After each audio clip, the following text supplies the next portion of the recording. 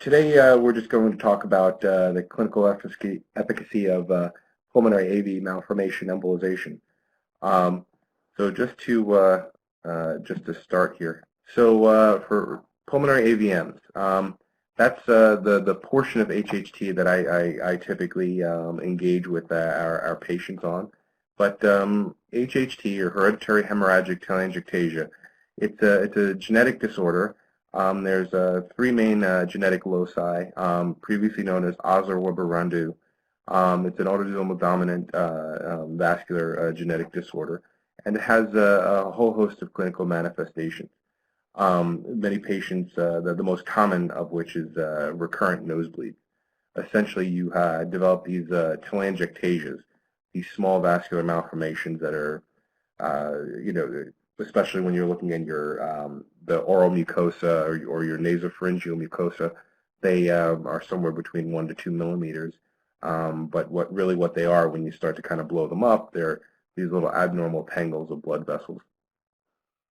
The great majority of patients who have pulmonary AV malformations actually do have some genetic connection to HHT.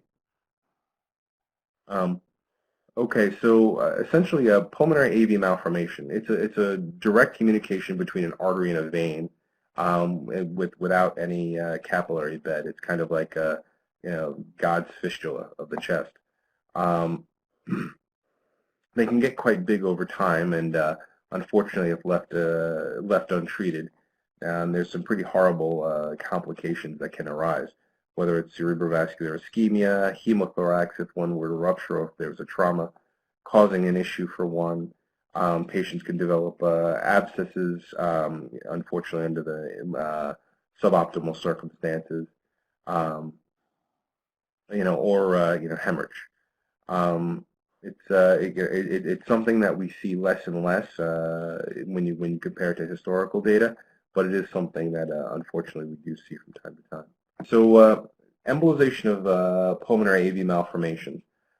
Typically, I'm sure everybody who's familiar with the work, there's always that 3 millimeter rule, where we've typically kept treatment to 3 millimeter feeding arteries or greater. However, as Dr. Charatola in a paper many years ago actually proved that we are able to actually treat them significantly smaller than that, even in the 1 to 2 millimeter range. Certainly the ones that are 3 millimeters and above have been shown to kind of clinically prove to be the ones that are clinically more harmful. But given our current technology, there's certainly a role for embolizing the smaller ones if we can access them. Even though you can have, and this is something that it's still just kind of I marvel at. There is no true association between feeding artery size and risk of ischemic stroke or cerebral abscess.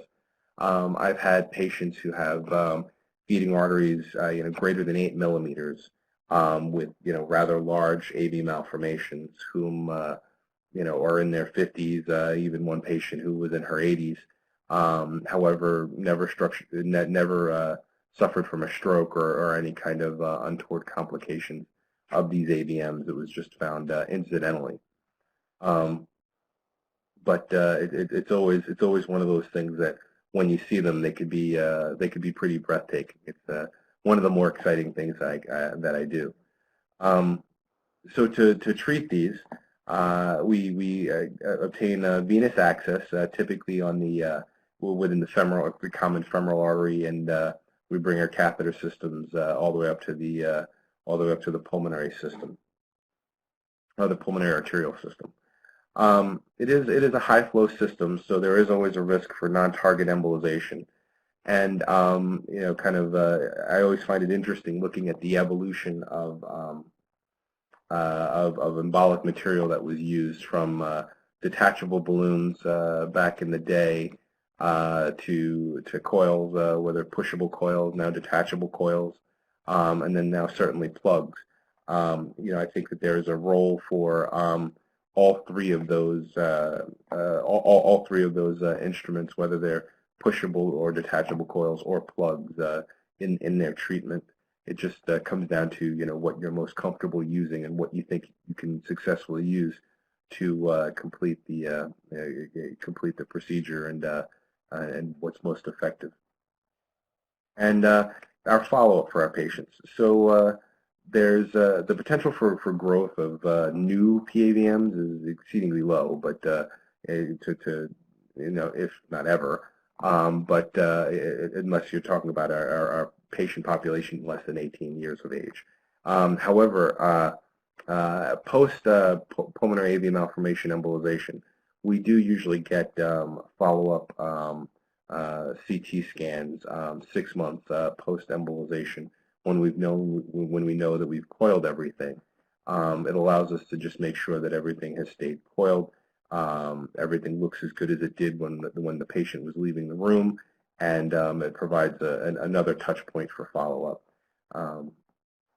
Typically, my patients I follow up 1 month post-procedure. I have them come in for a clinic visit where we just get some basic labs, and we go over some clinical history and physical exam, and then the 6-month mark, and then after that once every year.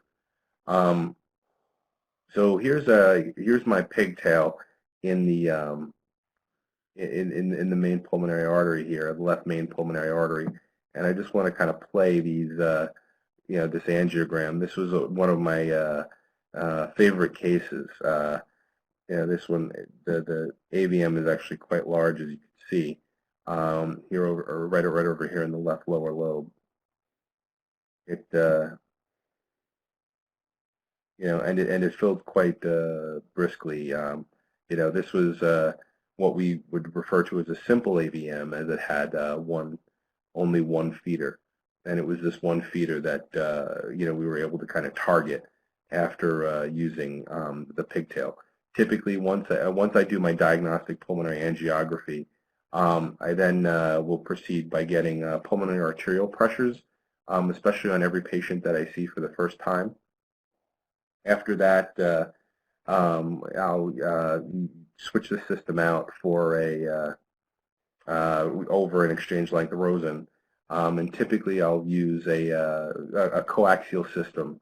The white Lumax system is a common system that we've used. Any other kind of coaxial system that's out there, sometimes benchmark catheters can also be used to kind of proceed. This is another one of my patients who had several AVMs, who we were able to complete this case really kind of efficiently. Our patient had the several AVMs, as you previously have seen. We were able to get our base catheter right there to kind of demonstrate that there was a single solitary straightforward AV malformation with one feeding vessel. This one was kind of interesting because I started out using one of the initial hydrogel coils. You could see that in the distalmost aspect of the pack. And once I had just had that coiled right there as a backstop, I followed it up with a few Azure CX coils. I kind of like using that combination by kind of starting first with something a little bit stiffer that kind of just sits there, holds, and then I'll start with something else. Typically with these coils, I'll typically right size the coil to the vein, and then once I kind of put it out and kind of have it nicely kind of sitting in the artery, I'll then just kind of leave it for a second and allow it to start to expand for just about a minute or two, and then once it's kind of sitting nicely, I'll deploy it, then turn around, I'll take another coil, typically like a CX right behind it, and or even a pushable coil at that point, but in this case, a CX coil, and proceeded by continuing to pack a few coils right behind it. And then I did the same thing on the other one. It also was a single feeding vessel, so we were able to just kind of simply place a few coils into it, and I kind of placed a plug in that second one. And as you could see right there, just one plug, it was kind of one and done. We were able to kind of move on. So it was kind of a nice case just demonstrating some of the different technologies that you can use.